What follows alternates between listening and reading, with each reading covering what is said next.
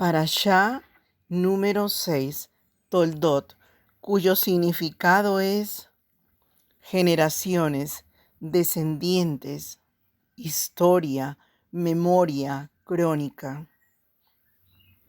La encontramos en Génesis, Bereshit, capítulo 26, versículo 9, hasta el capítulo 28, versículo 9. Primera Aliyá. Génesis, Bereshit, capítulo 25, versículo 19, hasta Génesis, capítulo 26, capítulo 5. Estas son las generaciones de Yitzhak, hijo de Abraham. Abraham engendró a Yitzhak. En la versión Kadosh, este versículo dice así: Aquí está la historia de Yitzhak, el hijo de Abraham. Abraham engendró a Yitzhak. La palabra hebrea traducida como generaciones es Toldot. De esta palabra viene el nombre de la ciudad de Toledo, España, en referencia a los descendientes Yehudim que la poblaron y la desarrollaron. Génesis, Bereshit, capítulo 25, versículo 20. Tenía Yitzhak 40 años cuando tomó por mujer a Ribca, hija de Betuel, arameo de Padam Aram, hermana de Labán arameo, y oró Yitzhak al Eterno en favor de su mujer, porque ella era estéril, y lo escuchó el Eterno, y Ribca, su mujer, concibió.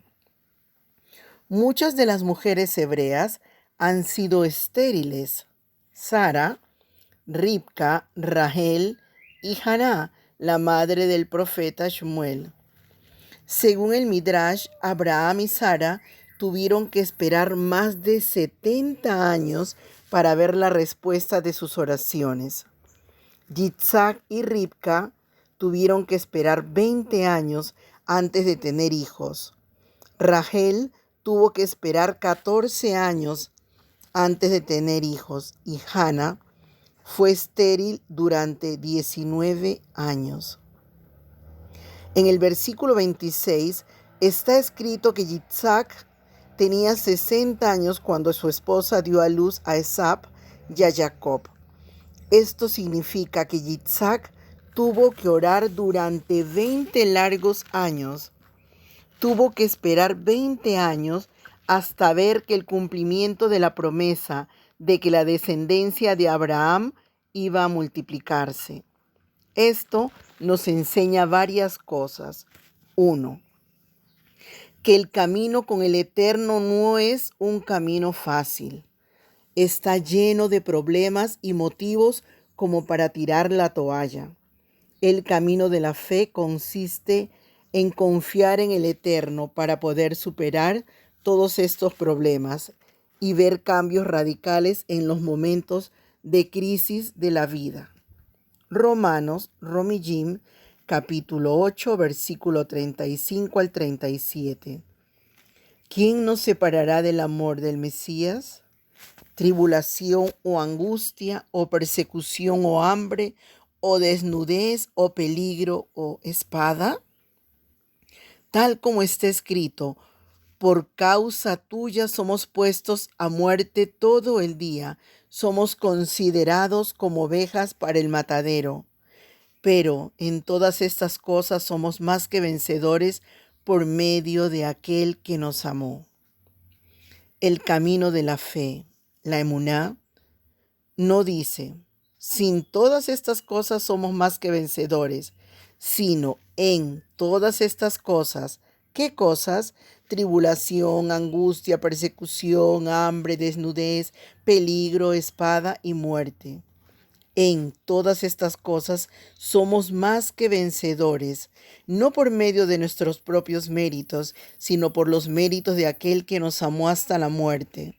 Así que el camino de fe, tanto de Abraham como de Yitzhak, consistía en confiar y obedecer al Eterno para la solución de cada problema que humanamente era imposible resolver. 2. que las promesas del Eterno no se cumplan sin la colaboración del hombre. Aunque Yitzhak había heredado las promesas dadas a su padre de que su descendencia sería como las estrellas y como la arena del mar, no se quedó quieto esperando pasivamente el cumplimiento de estas promesas. Se puso a orar para que se cumplieran. El Eterno ha creado la oración para poder colaborar con el hombre en el cumplimiento de sus planes en la tierra. Así que las profecías de las Escrituras no están puestas solamente como un adorno histórico de predicciones bonitas, para que nos asombremos de la grandeza del Eterno, sino para que podamos colaborar con Él para el cumplimiento de sus planes que han sido revelados de antemano. Vemos en el ejemplo del profeta Daniel, que cuando entendió que el tiempo se estaba acercando para el cumplimiento de una promesa profética, se puso a orar y ayunar para que se cumpliera esa profecía. Daniel, capítulo 9, versículo 2. 3. En el año primero de su reinado, yo, Daniel, pude entender en los libros el número de los años en que por palabra del Eterno que fue revelada al profeta Yirmiyá debían cumplirse las desolaciones de Jerusalén. 70 años. Volví mi rostro a Dios, el Señor, para buscarle en oración y súplicas, en ayuno, cilicio y ceniza. El gran secreto para tener éxito en la vida es colaborar con el Eterno. Y oró Yitzhak al Eterno en favor de su mujer. He aquí podemos encontrar algunas claves para tener éxito en la vida de oración. 1. Yitzhak oró basado en las profecías que habían sido pronunciadas sobre la descendencia de Abraham y sobre él en particular. Esto significa, en primer lugar, que no estaba buscando sus propios intereses en la oración, sino los intereses del Eterno. Al igual que nuestro Adón Yeshua, según lo escrito en Lucas y Leel, capítulo 22, versículo 42. No se haga mi voluntad, sino la tuya. Matillá, capítulo 6, versículo 10. El motivo de la oración es que la voluntad del Padre Celestial se haga en la tierra. Significa, en segundo lugar, que oró con fe, confiado en que el Eterno es poderoso para cumplir lo que ha prometido. Matillá, capítulo 21, versículo 22. Romijim, capítulo 4, versículo 20 y 21. Santiago, Jacob, capítulo 1, versículo 6, 8, capítulo 5, versículo 14. 2. Yitzhak oró fervientemente. La palabra traducida como oró en hebreo es vayetar, que viene de una raíz que tiene que ver con abundancia. En este contexto, esta palabra significa un rezo insistente, abundante. Lucas, Hillel, capítulo 18 del versículo 1 al 8. Hechos, Masé, capítulo 12, versículo 5. Hebreos, Ibrim, capítulo 5, versículo 7. Santiago, Jacob, capítulo 5, versículo 15 y 16. 3. Yitzhak oró sin cesar. Su oración persistente duró 20 años. Daniel, capítulo 6, versículo 10. Lucas, Hillel, capítulo 21, versículo 36. Romanos, Romijim, capítulo 1, versículo 9. Capítulo 12, versículo 12. Efesios, capítulo 6, versículo 18. Filipenses, Filipijim, capítulo 1, versículo 4. Colosenses, Colosijim, capítulo 1, versículo 3. Capítulo 9, versículo del 4 al 2. Tesalonicenses, Tesaloniquim, Aleph, capítulo 1, versículo 2, capítulo 2, versículo 13, capítulo 5, versículo 17. Primera de Timoteo, Timoteos Aleph, capítulo 5, versículo 5. Segunda de Timoteo, Timoteos Bet, capítulo 1, versículo 3. 4. Yitzhak intercedió por su esposa. Con toda seguridad podemos decir que tanto Yitzhak como Ribca oraron, pero la Torá dice que solo la oración de Yitzhak fue oída. Dice Rashi que era porque él era hijo de un justo y ella no, y por eso su oración fue más eficaz. También podemos destacar el hecho de que es más potente orar por otros que por uno mismo. Cuando uno sale de sí mismo y se preocupa por los demás, el poder divino es desatado sobre los necesitados. La intercesión es muy poderosa. Job y Job, capítulo 42, versículo 10.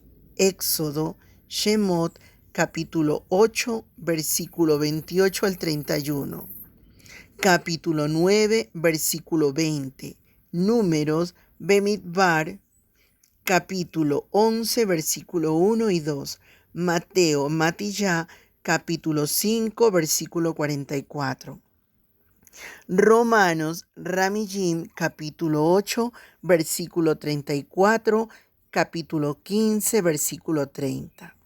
Efesios, Efesijim, capítulo 1, versículo 16, capítulo 6, versículo 19.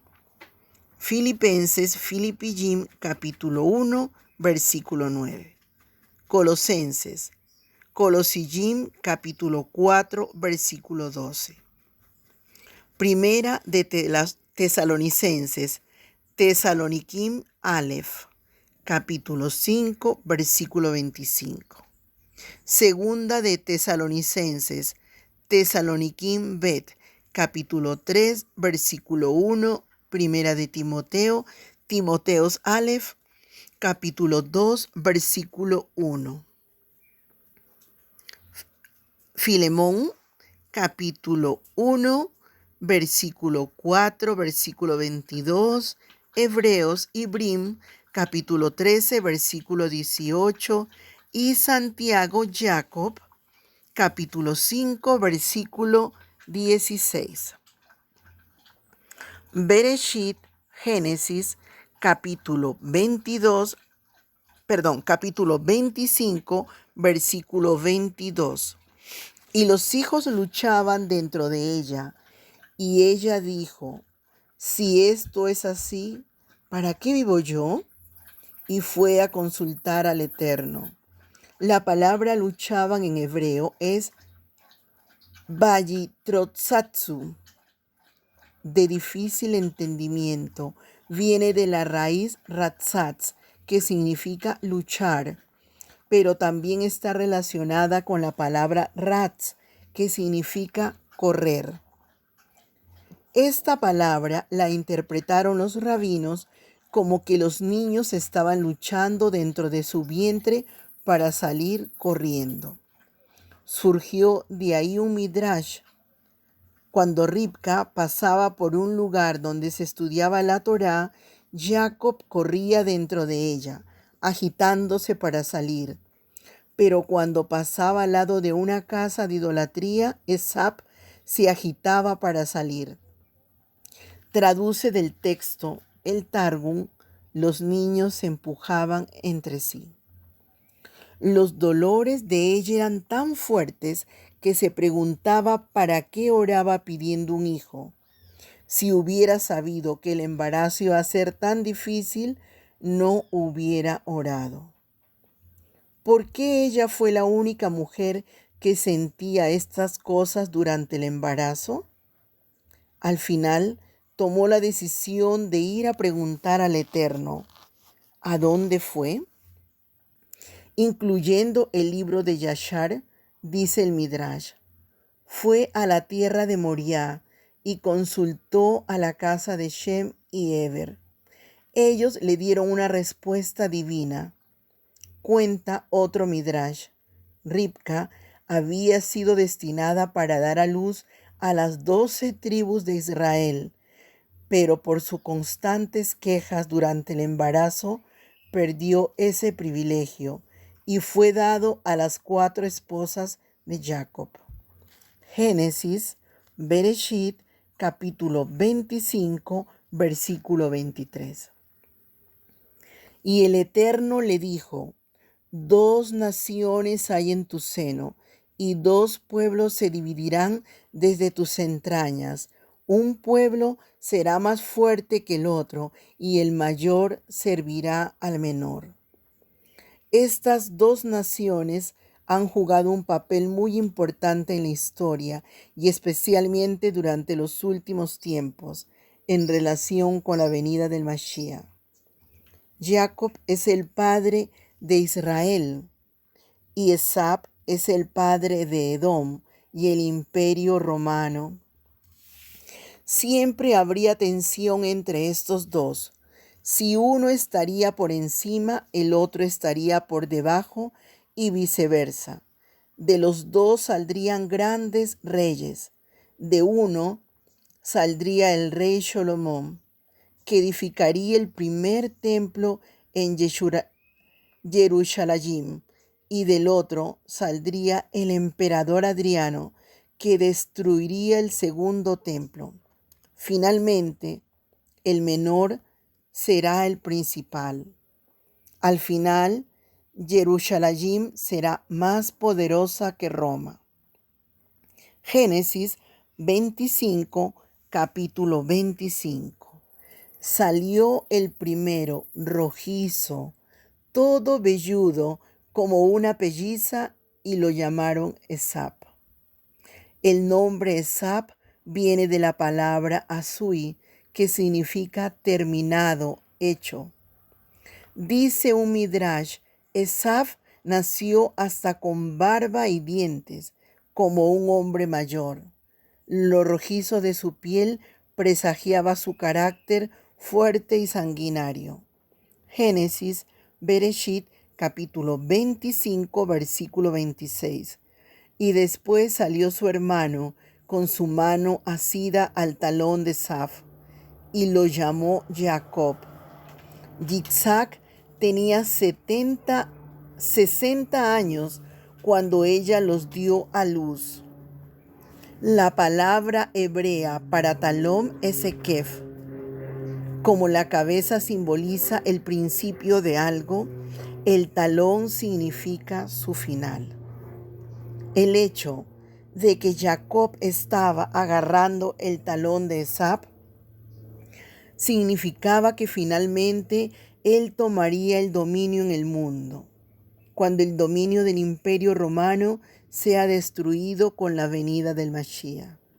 El imperio hebreo dominará el mundo entero. Daniel, capítulo 2, versículo 34 y 35.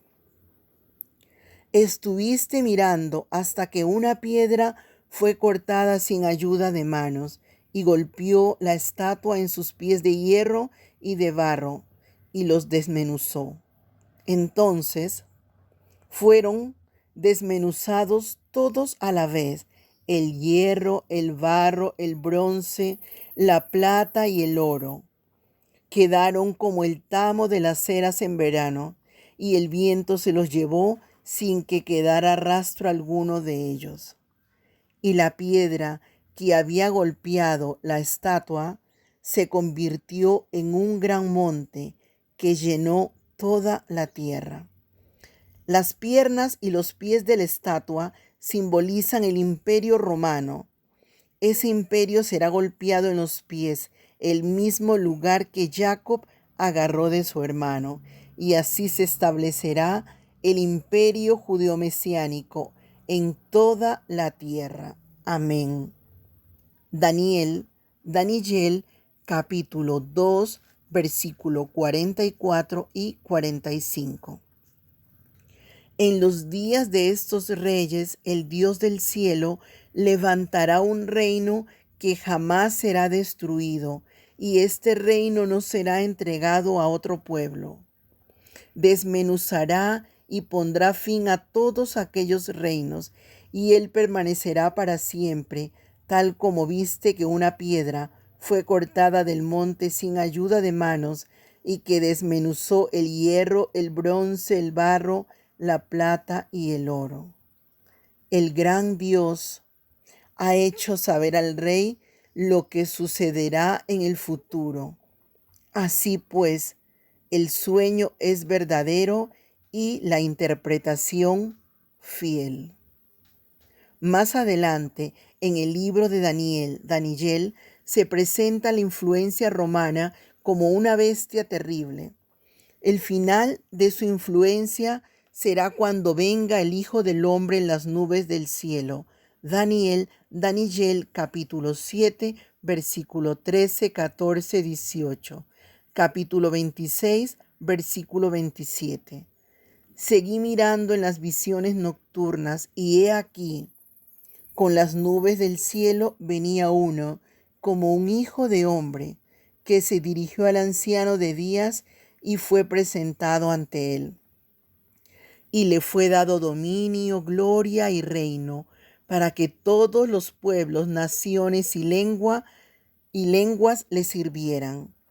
Su dominio es un dominio eterno que nunca pasará, y su reino uno que no será destruido.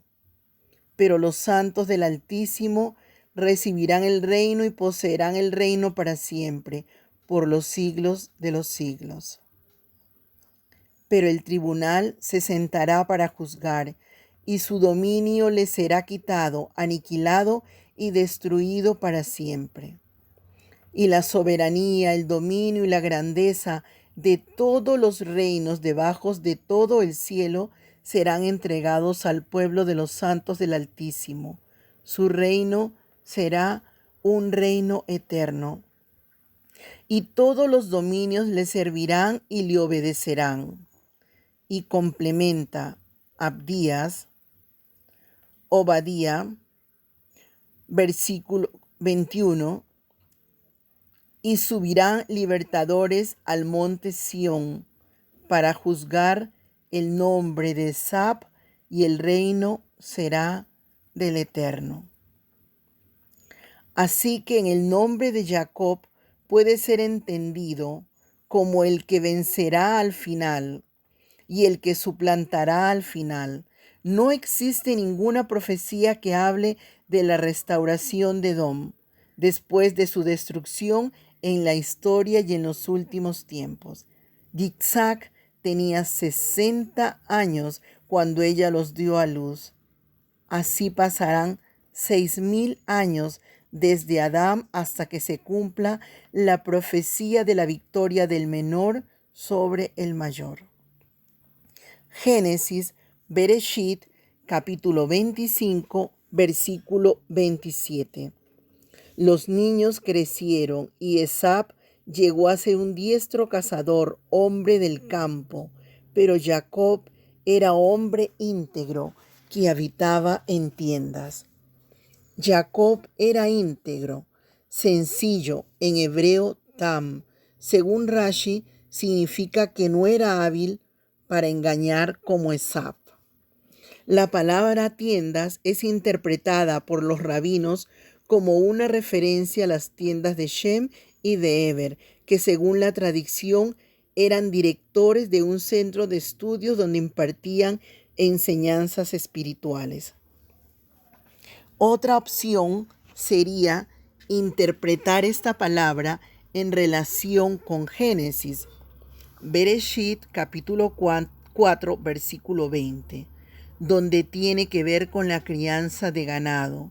Dice el libro de Yashar: Jacob vivió en tiendas, criando ganado y aprendiendo las instrucciones del Eterno y los mandamientos de su padre y su madre. Génesis capítulo 25, versículo 29. Un día, cuando Jacob había preparado un potaje, Esaf vino del campo agotado.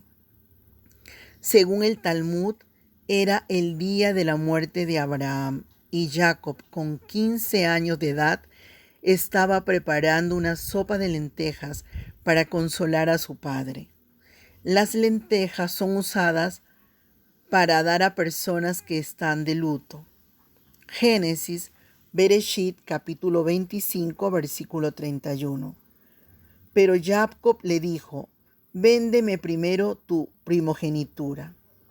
La primogenitura era una herencia espiritual que consistía en la responsabilidad de conservar las tradiciones familiares y el derecho de representar la familia y servir como sacerdote en los sacrificios.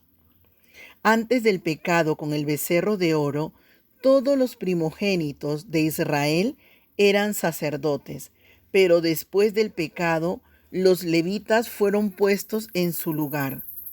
Éxodo, Shemot, capítulo 29, versículo 22 al 24. Números, Bemidbar, capítulo 8, versículo 18. El primogénito también recibía una doble porción de la herencia del padre. Deuteronomio, Devarim, capítulo 21, versículo 15 al 17. Si un hombre tiene dos mujeres, una amada y otra aborrecida, y tanto la amada como la aborrecida le han dado hijos, si el primogénito es de la aborrecida, el día que reparta lo que tiene entre sus hijos, no puede él hacer primogénito al hijo de la amada, con preferencia al hijo de la aborrecida, que es el primogénito, sino que reconocerá al primogénito, al hijo de la aborrecida, dándole una porción doble de todo lo que tiene, porque él es el principio de su vigor. A él pertenece el derecho de primogenitura. Se entiende que Esaf era profano. Hebreos, Ibrim, capítulo 12, versículo 16. Que no haya ninguna persona inmoral ni profana como Esaf, que vendió su primogenitura por una comida. La palabra que se encuentra en la traducción griega que se tradujo como profano es bebelos. En la traducción de la Septuaginta se puede encontrar la misma palabra en Primera de Samuel, Shmuel, Aleph, capítulo 21, versículo 5. Como traducción de la palabra hebrea hol, que significa profano, común, y viene de una raíz que significa hacer hueco, perforar, vaciar, dañar, romper. Esto nos enseña que Esaf era una persona vacía por dentro, con una imagen de respeto por fuera, que no hacía diferencia entre lo sagrado y lo común, que no valoraba su llamado espiritual como sacerdote y solo vivía para llenar sus deseos naturales, sin importar las consecuencias futuras. Apreciaba más lo material y el placer que los valores santos y eternos. Despreciaba todo el plan de redención que había sido revelado a Abraham, a Yitzhak. Con su manera de ser, dañaba la imagen del Eterno y no podría ser ni el representante de la familia del Eterno ni el canal de bendición para las naciones. Por esto el Eterno lo aborreció. Malaquí, capítulo 1, versículo 2 y 3. Yo os he amado, dice Hashem, pero vosotros decís: ¿en qué nos has amado? ¿No eres Esaf, hermano de Jacob? Declara Hashem. Sin embargo, yo amé a Jacob y aborrecí a Esaú. E hice de sus montes desolación y di su heredad a los chacales del desierto. El carácter y las actitudes de Esaú eran aborrecibles para el Eterno. Es obvio que su padre Yitzhak no era consciente de la maldad que se escondía detrás de su fachada respetuosa. Génesis 26, capítulo 2. Y se le apareció a Shem y dijo: no desciendas a Egipto, quédate en la tierra que yo te diré. Yitzhak había nacido en la tierra de Israel y además había sido ofrecido como sacrificio al Eterno. Dice el Midrash: por esta razón fue consagrado de una manera especial y no podía bajar a Mitzrayim. Esto fue una prueba de fe para Yitzhak. Mitzrayim representa el sistema de este mundo. Cuando estamos en una crisis, ¿dónde buscamos nuestra ayuda? ¿En el mundo o en el Eterno, confiando en sus promesas? Yitzhak tenía que confiar en la promesa del Eterno para poder seguir viviendo en una tierra que no producía. Génesis, Bereshit, capítulo 26, versículo 3. Reside en esta tierra y yo estaré contigo y te bendeciré, porque a ti y a tu descendencia daré todas estas tierras y confirmaré el juramento que juré a tu padre Abraham. He aquí la promesa que iba a sostener a Yitzhak en la hambruna. El temer a las circunstancias es desconfianza en la palabra del Eterno. Por consiguiente, es pecado. Si él es capaz de confiar en medio de ella, será prosperado en medio de los problemas. Dice el comentario del Humash. Dios le aseguró a Yitzhak que a pesar de la hambruna, le daría su bendición y suficientes tierras de pastoreo. Génesis, Bereshit, capítulo 26, versículo 4. Y multiplicaré tu descendencia como las estrellas del cielo, y daré a tu descendencia todas estas tierras, y en tu simiente se bendecirán todas las naciones de la tierra. Esta promesa de Elohim a Yitzhak es una muestra del amor del Eterno hacia su pueblo. Elohim promete bendición y fructificación a través de la descendencia de Yitzhak. Esta bendición no solo se limita a su simiente, sino a todas las naciones de la tierra. Y se bendecirán. Aquí aparece la palabra hebrea Bejibarjú, que es diferente a la de Génesis, Bereshit, capítulo 12, versículo 3. Significa, según Rashi, que en toda la escritura es similar a un hombre que dice a su hijo: que tu descendencia sea como la descendencia de Yitzhak. Todas las naciones. Aquí se usa la palabra Goyim, que significa naciones, a diferencia de 12:3, donde dice Mishpahot, que significa familias. Una nación es mayor que una familia. Esto nos enseña que las promesas dadas a Yitzhak están tocando otra esfera que las que fueron dadas a Abraham.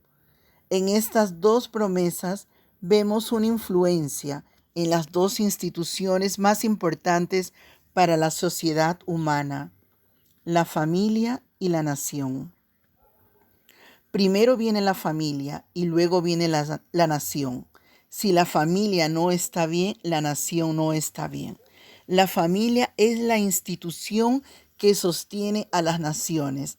La desintegración familiar destruye las naciones. Génesis, Bereshit, capítulo 26, versículo 5. Porque Abraham obedeció mi voz y guardó mi ordenanza, mis mandamientos, mis estatutos y mis leyes. En este texto aparecen 5 palabras diferentes. Voz. Abraham obedeció mi voz. En hebreo, Shama Abraham Bekoli.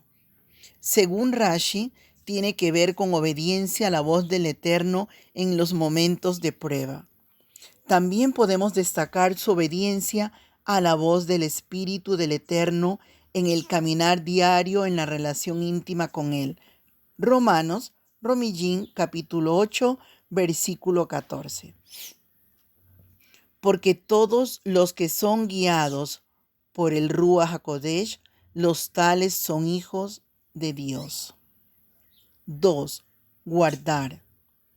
Y guardó mi ordenanza. En hebreo, Vayishmor Mishmarti, literalmente, y guardó mi guardia. Según Rashi, tiene que ver con decretos de prevención relacionados con las prohibiciones de la Torá, incluyendo las legislaciones rabínicas posteriores. Sin embargo, no todos los rabinos comparten esta última opinión. De esto aprendemos que Abraham tenía una actitud de vigilancia y cuidado en cuanto a las cosas del Eterno que había que guardar. 3. Mandamientos. Mis mandamientos. Aquí se encuentra la palabra mitzvot, que normalmente incluye todos los mandamientos del Eterno. Sin embargo, un significado limitado le da Rashi. Hace referencia a las leyes de carácter social que son naturales para el ser humano, como el no robar y no derramar sangre, entre otras. Las leyes de carácter social normalmente son llamadas mishpatim en la Torá. 4. Estatutos. Mis estatutos. En hebreo es jukotai. Son aquellos mandamientos que no tienen explicación lógica, contra los cuales se revela la inclinación al mal, más que contra los otros mandamientos. Por ejemplo, no comer cerdo y no vestir mezclas de lana y lino. 5. Leyes. Y mis leyes. En hebreo es berotoratai, de la palabra Torah, que significa instrucción, enseñanza. Refiere, según Rashi, tanto a la Torá que luego fue escrita en Sinaí, como la Torá oral que también fue dada en Sinaí.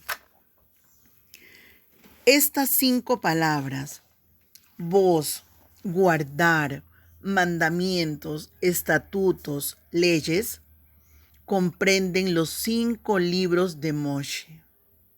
Génesis, Bereshit. La voz del Eterno habla con los hombres muchas veces. En Éxodo, Shemot, se encuentran 2 eventos muy importantes que hay que guardar. Pesaj, Éxodo, Shemot, capítulo 12, versículo 13, y Shabbat, Éxodo, Shemot, capítulo 31. En Levítico, Vaikra, son mencionados todos los mandamientos que fueron dados en Sinaí. Levíticos, Vaikra, capítulo 27, versículo 34. En Números, Bemidbar, se encuentra el Juk, estatutos, por excelencia la vaca roja. Números, Bemidbar, capítulo 19. En Deuteronomio, Devarim, hay una repetición y ampliación de la Torá. Una segunda Torá, ley. Deuteronomio, Devarim, capítulo 29, del versículo 1 al 19. Amén y amén.